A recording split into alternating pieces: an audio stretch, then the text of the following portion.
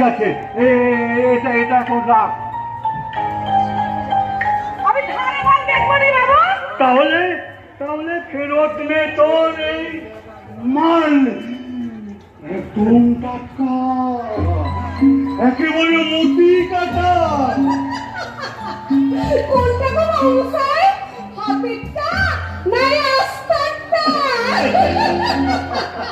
বুঝেছিস? তাহলে তাহলে শোন ঝিনুক, এই মালটা আমি নিয়ে যাচ্ছি, বুঝলি? সন্ধ্যাবেলা এসে ভালো পয়সা দিয়ে অচল পয়সাটা পাল্টে নিয়ে যাবো। আমি তোমার ঘরকে যাবো খুন। ঘরকে যাবে কি রে?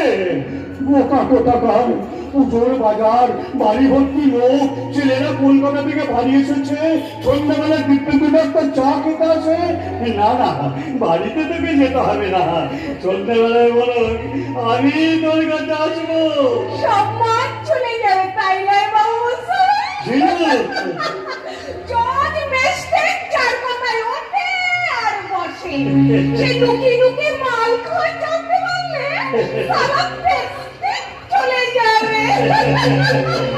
আমি তো এখনই না বাবু, শুভর গহনা করতে বাইরে আছে, পয়সাটা তুমি বাবার হাতে দিয়ে দিও। তাহলে কাল আসবো, তোর পয়সা তোর হাতে দেবো। যাত্রার হাতে কি পয়সা দিতে আছে? বোকা কোথাকার। তাহলে ওখানে থাকলো জিনু।